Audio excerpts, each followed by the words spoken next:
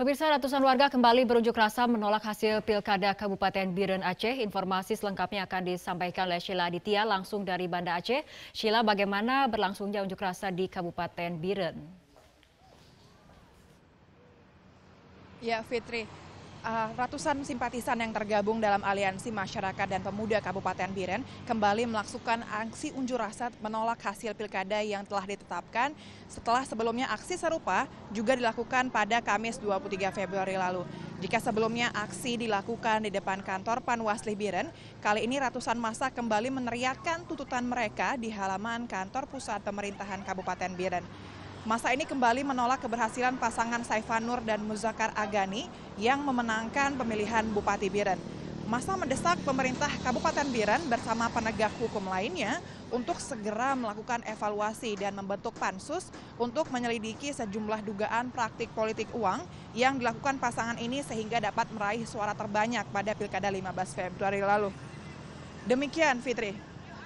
Ya baik, terima kasih Sheila. Pemirsa, demikian laporan langsung Sheila Aditya langsung dari Banda Aceh. Pemirsa, Direktorat Jenderal Pengelolaan Pembiayaan dan Risiko atau DJP2R Kementerian Keuangan melaporkan total outstanding utang pemerintah pusat hingga akhir Januari 2017 mencapai 3.549,17 triliun rupiah. Nilai utang itu naik 328,19 triliun rupiah dibanding realisasi periode yang sama di tahun 2016. Ada rekan saya Andra Lesmana yang akan memaparkan siapa saja pemberi hutang ke pemerintah hingga saat ini dan bagaimana utang pemerintah pusat dan rasionya terhadap PDB dari tahun ke tahun. Andra, silakan. Baik, terima kasih Vero dan juga pemirsa. Utang pemerintah pusat sejak tahun 2000 hingga saat ini terus mengalami peningkatan. Sementara untuk rasio utang pemerintah pusat terhadap PDB sejak tahun 2000 mengalami penurunan. Kita simak datanya.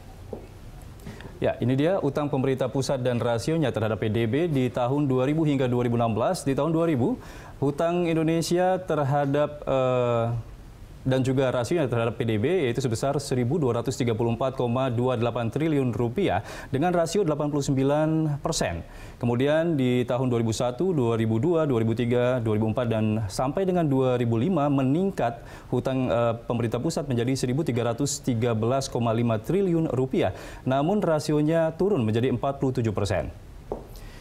Selanjutnya di tahun 2006 hutang pemerintah pusat kembali meningkat dari 1.302,16 triliun rupiah. Kemudian di tahun 2007, 2008, 2009 hingga 2010 juga terus meningkat menjadi 1.676,15 triliun rupiah dengan rasio yang menurun 26%. Dan di tahun 2011 hutang Indonesia berada di kisaran 1.803,49 triliun rupiah dengan rasio 25%. Hingga 2016 ini, hutang Indonesia terus meningkat menjadi 3.466,96 triliun rupiah, namun kembali naik rasionya menjadi 27,9%. Ya, untuk rasio utang Indonesia relatif lebih rendah dibanding dengan negara lainnya. Jika dibandingkan dengan negara-negara maju seperti Inggris, Italia, Amerika Serikat, serta Jepang, rasio utang Indonesia jauh lebih rendah. Kita simak datanya. Ya, ini dia rasio utang dunia terhadap PDB 2016 per Oktober 2016. Chile 20%, kemudian Indonesia 28%, Filipina 36%, Malaysia 56%, India 66%, kemudian Inggris 89% rasionya dan Amerika Serikat 107%. Jepang paling tinggi rasionya yaitu 249%. Sementara untuk utang per kapita pemerintah Indonesia pada Oktober 2016 juga lebih rendah dibandingkan dengan negara berkembang lainnya seperti India, Vietnam maupun Thailand. Dan utang Indonesia hanya sedikit di atas utang Filipina. Ini dia datanya. Utang per kapita Indonesia dan juga beberapa negara lainnya di bulan Oktober 2016, Filipina 956,3 US dollar, kemudian Indonesia 1032 US dollar, India 1200 US dollar, Thailand 2500 US dollar. Selanjutnya Malaysia 5.300 US dollar, Amerika Serikat 62.000 US dollar dan Jepang 97,100 US dollar. Maksud kami 97.100 US dollar. Ya, V kembali ke Anda. Iya, baik. Andra, tadi Anda telah memaparkan ini jumlah hutang Indonesia dari tahun ke tahun hingga membandingkan rasio hutang Indonesia dengan negara lainnya. Bahkan memang cenderung menurun meskipun jumlahnya naik begitu. Lantas siapa yang hingga saat ini pemberi pinjaman terbesar ke pemerintah?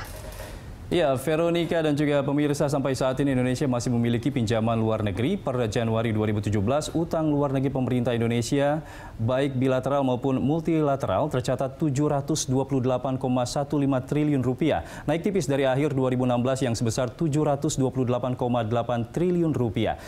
Kita lihat datanya.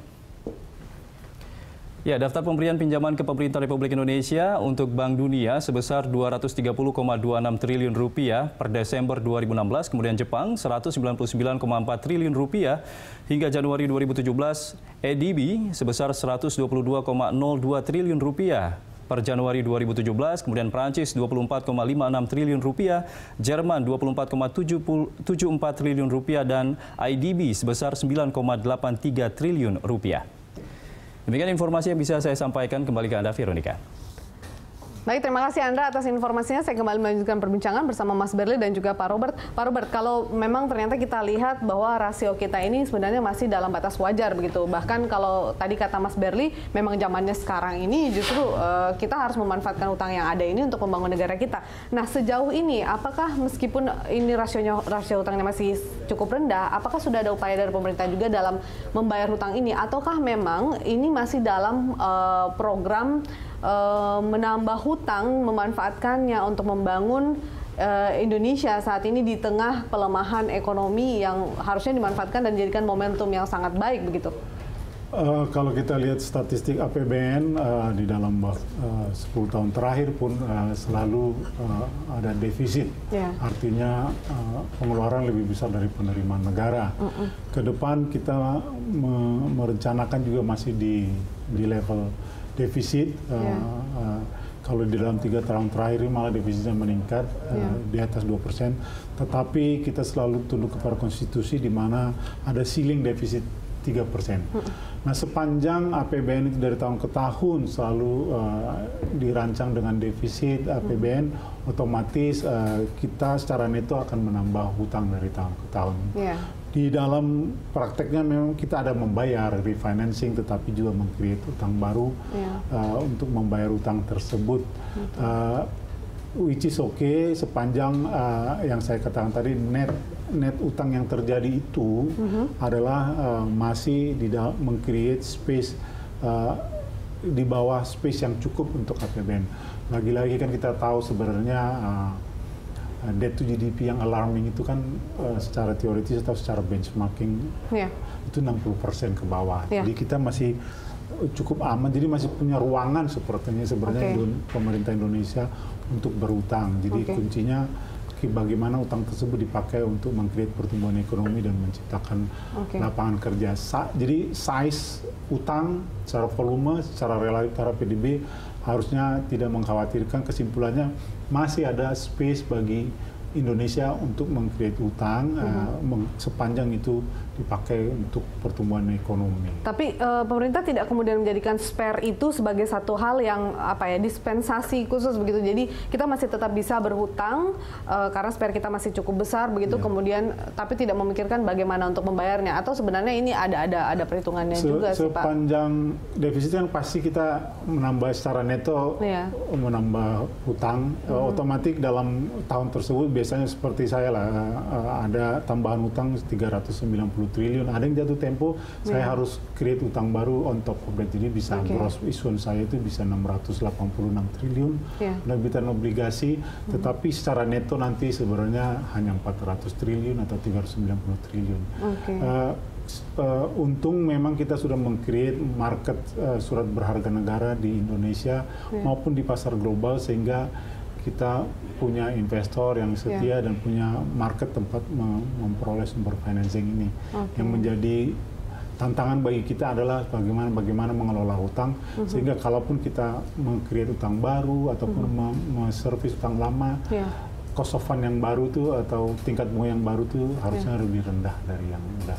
Baik, baik. Pak Robert, saya ke Mas Berli. Mas Berli, bagaimana Anda melihat pemerintah kemudian untuk memanfaatkan hutang-hutang ini menjadi satu hal yang sangat potensial dan kemudian digunakan dengan optimal dalam membangun negara kita saat ini? Ya, saat ini yang paling ya bisa bilang mendesakan adalah infrastruktur kan, yang kita memang cukup tertinggal dan ya, sebagai bangsa kepulauan juga butuh dana yang cukup besar. Nah ini kalau ditunda terus berarti akan semakin banyak ya saudara-saudara sedengara kita yang tidak dapat listrik, yang tidak dapat air, yang tidak dapat pendidikan yang juga baik gitu. Nah, karena jadi pilihannya adalah kita menabung dulu baru bangun atau kita pinjam dulu buat mencoba supaya mereka saat ini, karena apalagi buat anak-anak yang masih balita atau SD, kalau mereka tidak dapat gizi yang cukup, nggak dapat air yang bagus dan pendidikan, itu dampaknya jangka panjang gitu. Sehingga memang ya dalam literatur ekonomi pun juga di justify ataupun didukung buat pinjam untuk hal-hal yang sifatnya jangka panjang sama dampaknya luas gitu, multiplier efeknya besar. Gitu. Dan ini agak disayangkan gitu kalau ada ketakutan yang berlebihan terhadap hutang yang tanpa didasari oleh pengetahuan ekonomi yang cukup gitu, yang baik gitu. Karena di korporasi pun juga perusahaan juga masuk hal biasa buat menghutang gitu. Artinya selama ini Anda melihat kemudian pemerintah dalam menambah hutang dan kemudian juga mengelola hutang tersebut seperti apa? Apakah memang sudah sesuaikah ataukah juga memang ada hal yang perlu diperbaiki begitu dalam pengelolaan hutangnya? Ya, kalau secara prinsip dulu, prinsip tadi bahwa ketika ekonomi sedang melambat itu harus peran pemerintah buat mendorong untuk melakukan ekspansi dan kan ekonomi kita memang sedang agak melambat 2 tahun terakhir ini kan, sehingga kalau dibiarkan justru akan makin buruk dampaknya, bisa melambat lagi, bisa di bawah 5% pertumbuhan ekonomi kita kan. Nah itu satu. Kemudian ya kan penggunaannya juga sebagian besar buat ke infrastruktur kan, tadi yang memang dampaknya cukup baik dan cukup panjang gitu. Dan kemudian juga kita lihat dari segi pajaknya juga bukannya diam saja, ada upaya-upaya yang cukup serius, ada tax amnesty, ada peningkatan database dan tahun ini juga akan lebih serius lah. Jadi saya kira dua-duanya sudah balance antara yang dikerjakan tadi. Kita tahu ada hutang pemerintah juga ini dari beberapa negara begitu. Kalau kita tahu juga The Fed saat ini yang menjadi bank sentral dari Amerika sendiri kan juga ada perencanaan untuk menaikkan suku bunga. Ini mungkin berdampak pada kurs dolar dan juga berpengaruh terhadap kurs rupiah. Apabila kemudian dalam waktu dekat ini pun pemerintah ada rencana untuk membayar hutang, artinya ini juga menjadi beban tersendiri dalam membayar hutang dengan pengaruh dari kurs ini kah atau bagaimana? Ya kan kita harus tahu dulu komposisinya seperti apa kan. Saat ini dari hutang kita 20, ya saya cek tadi 13% yang hutang luar negeri. Jadi kecil sekali yang hutang luar negeri. Kemudian dari hutang luar negeri itu sekitar 60% yang dalam dolar. Berarti total ya 7-8% dari total semua hutang itu. Jadi ya memang meningkat, tapi dari segi dampak ya kecil sekali karena sebagian besar saat ini hutang kita adalah market dan khususnya domestik dengan suatu utang negara ASEAN itu. Jadi tadi makanya jadi katakanlah 7% kalau ya cuma 7% kalaupun nambah ya dolar itu melemah 5% ya cuma jadi 7,3, 7,4. Jadi ya kita harus bicara tidak angka gitu kan. Jauh sekali lah kita bicara. Apakah itu juga menjadi pertimbangan Pak Robert sehingga kemudian memang kuota dalam meminjam utang itu tidak terlalu banyak dari luar, kemudian lebih banyak menggunakan SBN sendiri? Pertama, di dalam kami mencari sumber pembiayaan melalui utang, kita bicara instrumen ya, ada 2 instrumen, pinjaman dan obligasi. Pinjaman itu adalah loan yang sebagian besar dari luar negeri, multilateral, bilateral. Kalau kita lihat misalnya tahun lalu itu udah negatif 4 triliun. Artinya pinjaman ini lebih banyak kita bayar daripada kita ambil yang baru. Karena makin setelah Indonesia naik tingkat menjadi middle income country, lender baik multilateral, bilateral itu size-nya menjadi semakin kecil, nggak sanggup lagi melayani size ekonomi kebutuhan kita yang besar. Jadi kita juga menyadari pinjaman itu makin lama akan makin kecil. Jadi dari Bank Dunia, ADB, IDB itu makin lama lebih banyak kita bayar kembali. Itu instrumen pertama. Instrumen kedua adalah surat berharga negara, menjadi instrumen yang paling utama, menjadi sumber pembiayaan di mana investornya adalah market investor, jumlahnya banyak. Kami terbitkan dalam mata uang rupiah, dalam US dollar, dalam euro, dan ada dalam mata uang yen. Di dalam strategi kami mencari pembiayaan ini khususnya melalui SBN, andalan utama adalah dalam mata uang rupiah dan dilakukan melalui lelang. Kami secara rutin tiap minggu lelang, sehingga itu juga sesuatu konsistensi yang perlu dilihat oleh market dan investor, sehingga dia bisa predik kapan kami lelang, bahkan target size-nya pun mereka bisa antisipasi. Karena market membutuhkan itu supaya dia bisa membuat perencanaan. Di luar yang rupiah, kami menerbitkan yang besar kemudian US dollar, karena memang utang-utang kita lama dengan US dollar perlu diservis, dan juga memang sumber penerimaan kita juga migas ada yang dalam US dollar, sehingga relevan lah, tidak mismatch, currency mismatch-nya tidak terjadi. Itu US dollar, euro, dan Japanese yen itu SBN-nya kurang lebih 20% dari total penerbitan. Kenapa kami harus menerbitkan itu? Pertama, untuk meng-create diversifikasi investor base, supaya kami juga, kantong investor kami bukan hanya di domestik, tapi ada kantong investor di global yang pembeli US dollar, ada pembeli euro, pembeli yen, itu berarti ada kantong-kantong sumber-sumber kami menerbitkan bonds. Yang kedua juga memastikan bahwa kami punya sumber lain dalam hal menghindari crowding out di Indonesia. Karena kita tahu likuiditas pasar keuangan di Indonesia juga terbatas. Jangan kami sampai menerbitkan SBN dalam size yang sangat besar sehingga crowding out, sehingga tidak ada jatah buat private. Itu juga perlu kami kelola sedemikian rupa. Oke, baik Pak Robert, Mas Berli, kita lanjutkan perbincangan di segmen berikutnya. Tetaplah bersama kami di Hot Economy, kami akan kembali usai jeda.